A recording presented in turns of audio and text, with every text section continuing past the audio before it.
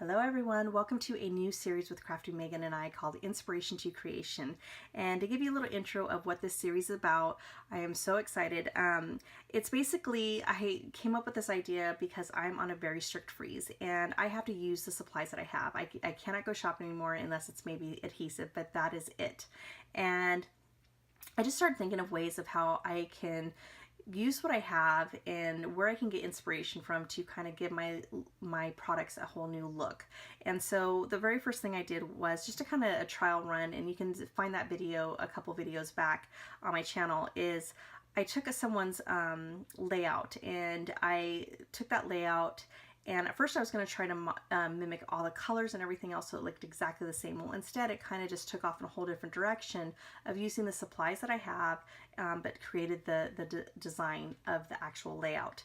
And with that, my mind just started, wheeling. My mind was turning, and basically, I started thinking way outside of that box of where we can get our inspiration. And we are so lucky right now to have all this social media that gives us all the tools and ideas, with everybody sharing their work, which is great. We have all this endless inspiration, scrapbooking inspiration, but I wanted to even take a step further. And that's when I went to a bunko night. My friends host every so many months, we host a bunko night. And this was in the swag that my girlfriend had made. And the minute I saw it, I was just kind of looking at it. I was like, oh my gosh, this is my color, and it's got texture, and it sparkles, and it's glitter, and I love it. It's absolutely beautiful. And I was like, wait a minute, I'm actually going to try to take this right here and transfer it onto a layout. And that's what I did. And the minute that I was thinking that, it reminded me back of photography class, photography 100 or 101, and basically of training your eye to look at things differently at a different angle. And once you do that and you can train your eye to do that, it is amazing, because anywhere you go, you're going to constantly be looking, and also you're going to look at it from a different view. And once this came into my head, it took off. I mean, I have literally a list of things that I wrote down of for each process video of what that prompt is going to be. So I'm super excited to share this with you guys. So here's my first prompt. Walk around your house, look at something, look at the edges, the curves, the texture, and feel that whatever gives you that inspiration, take that and transfer it onto a layout. Megan and I would love to have you guys share this with us. So please tag us on your Instagram feed so that way we can see what you're doing, and let us know what you think of the series. And we cannot wait for you guys. I can't wait to even see what she comes up with. So anyways, let's go ahead and get you on fast forward so I can share it with you. All right, guys, I'm super excited to start talking about this, and forgive me because I'm not going to remember everything, just because I did this layout 2 weeks ago, and yes, granted, I did edit the video, and I took out, oh my gosh, it was like almost an hour long. I took out a lot of repetitiveness where I'd move things back and forth, just to save, for the sake of time and not to bore you, because I definitely want to keep your attention and keep you here watching. So, but I am just going to gesso the background and use some Heidi Swap Shine using the packaging technique, which you've seen 100 times, although mine never looks as good as Missy Winans. But I do try, and I actually end up loving the results of the background. So the wine glass, that was my inspiration to this time. It was seeing that stem glass and seeing that chunky glitter sparkle, that, and then of course my favorite color. I mean, could anything be more perfect? It was just like a win-win all around. I knew I wanted to transfer that from the stem glass onto this layout. And I went into my scrapbooking room and I'm like, okay, so what am I going to do? Like, what can I do? And I'm just kind of was going through my chipboard actually, for colors, because I already knew what colors I wanted to use. And I found raw chipboard from Maya Road. It was an alphabet set, and who uses raw chipboard anymore? And this series is all about using up your stash. I mean, I am being serious when I'm saying I am on a freeze right now. I cannot go shopping unless it's for adhesive. And so I am really, stretching that, or getting that creative juice going, and really pushing myself to the limits of getting, being really creative with what I have and making it work and making it look up to date. And there's several things that I did to do that. And one is chipboard. You don't see chipboard anymore. And here is the trial that I did. So I took that chipboard, I turned it around so that way I didn't ruin it, so I could use it in the future if it didn't work out. And I took some Shimmer's modeling paste. Now this is their textures where they have chunky, like I think it's sand or some type of, I think it's sand in their modeling paste. And I was like, this is perfect. And once it's done, I mean, hello, could that be any more perfect? That right there was like screaming the wine glass to me. And so then I was like, all right, I'm gonna like cut out all of it, me doing all the letters, and then I move on to my background again because I wanted to use up as much Shimmer's paste that I had. And if you're wondering why, on a previous video I discussed how I didn't realize, but you do need to use it quickly because it is paste and it will start drying up. And I've had it for about 2 years now, so that's actually a good time of owning it. And I just wasn't using it fast enough, and now it's starting to dry and it's becoming really thick to where it's hard to spread.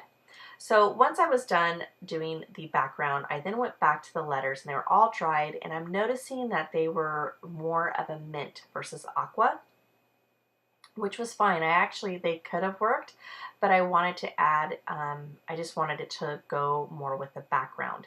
So the same Shimmer's product that I used on top of the Heidi Swap Shine, I thought, let me just see what happens when I go over it. So I knew I had another blue in case I messed it up.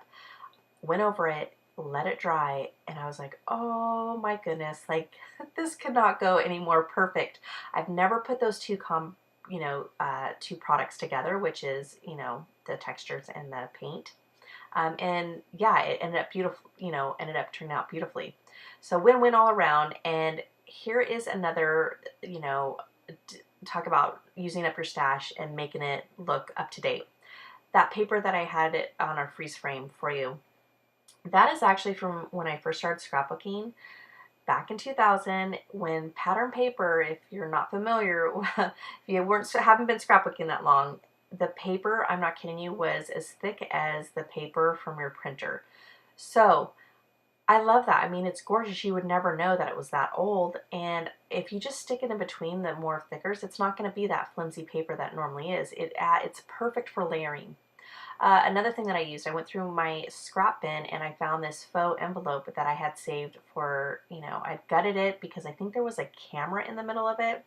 It was either from the craft market or Poolside. It's one of the crepe paper collections. I always get confused from them. And I knew I was going to save it and use it another day. And it happens to be on this layout. And the reason why, that polka dot paper that you see in the background, that is also from crepe paper. I love, love, love that paper. And there's no pink. I like cut it to the point where there was no pink showing. And I'm like, are you serious? So I'm glad I found that faux envelope to add more to it. And the next I glued everything down and I was like, wait a minute, I still need to put this frame on it. So off camera, well, actually it was recorded. I just deleted it. I cut the edge or the corner of that frame, and then I'm realizing as I'm putting this flower that I'm going to need to shift everything over, and I'm going to see if I can get away without doing it. And as soon as I put down the leaves, I'm like, yeah, I need to shift that. So I don't like how those leaves lay I can't even talk, lay behind it like that, and I wanted them a certain way, and so I'm going to move everything over to the left. Now, if you're wondering when I'm done gluing everything down, why did I glue the leaves behind the frame versus the camera? In my head, I was visioning just hollow, just a frame, a wood frame with no glass on it and a flower popping through. And so the leaves would actually technically still be behind the frame. And versus, I mean, if there was a bunch of leaves, yes, they would overflow onto the frame. But in my case, I only have two, so they would be tucked behind the frame. And that still leaves then the word altogether, which is about my night with my friends. And these are all my friends that I see every day. We do a bunko every other month, probably every other 2 or 3 months, and someone hosts it at their house. And it was so funny. I promised my friend I'd go. I'm like, yes, I'm going to go. And then that night, it was so cold, and I was so exhausted from work. I was like, I just don't want to go. And I kept telling my husband I don't want to go. And I literally was like on the couch laying there. And he's like, if I could be in my pajamas and rolled over there that night, actually I could have. There would be like no reason not to.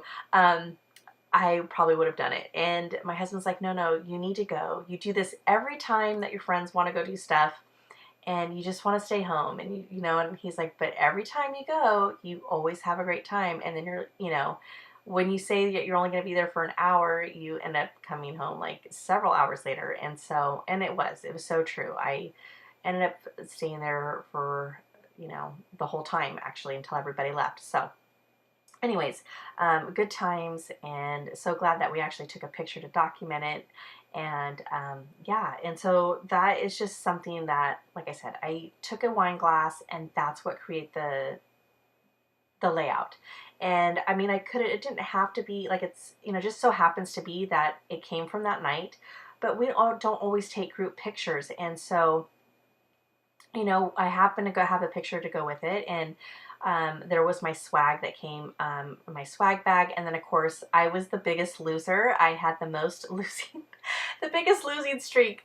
I lost 7 times. So my prize was a coffee cup that was super cute with a bicycle on it and coffee beans that say "Life is too short to drink bad coffee," and super cute.